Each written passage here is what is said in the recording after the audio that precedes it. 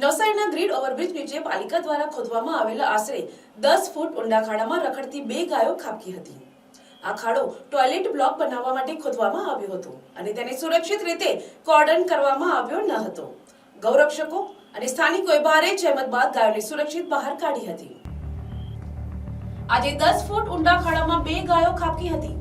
આ ઘટનાની જાણ થતાં જ શહેરના ગૌરક્ષકો તાત્કાલિક સ્થળ પર પહોંચ્યા હતા. 10 ફૂટથી વધુ ઊંડા ખાડામાં પડેલી ગાયોને ગંભીર ઈજાઓ થઈ હતી. ગૌરક્ષકોએ ક્રેન અને દોરડાની મદદથી લાંબા રેસ્ક્યુ ઓપરેશન બાદ ગાયોને સુરક્ષિત રીતે બહાર કાઢી હતી. સમયસર મદદ ન મળી હોત તો પશુઓનો જીવ જોખમમાં મુકાઈ શક્યો હોત. નવસારી મહાનગરપાલિકા દ્વારા ટોયલેટ બ્લોકના નિર્માણ માટે આ ખાડો ખોદવામાં આવ્યો હતો. નિયમ મુજબ આવા જોખમી સ્થળોને પતરા કે બેરિકેડ્સ લગાવીને કોર્ડન કરવા ફરજિયાત છે. જોકે પાલિકાના અધિકારીઓએ આ અંગે કોઈ તકેદારી લીધી ન હતી, જેના કારણે આ દુર્ઘટના સર્જાઈ હતી.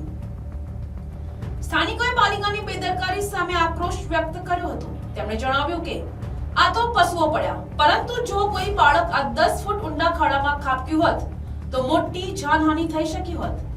તંત્ર કોઈ મોટી હોનારતની રાહ જોઈ રહ્યું હોય તેવું લાગે છે. ગૌરક્ષકો અને લોકોના રોષને જોતા મહાનગરપાલિકાના અધિકારીઓ સફાળા જાગ્યા હતા. દુર્ઘટના બન્યા બાદ અને મીડિયામાં મામલો ઉછળતા પાલિકા દ્વારા તાત્કાલિક ધોરણે ખાડાની આસપાસ લોખંડના પતરા લગાવવાની કામગીરી હાથ ધરવામાં આવી હતી. Bureau report NTC news Navsari.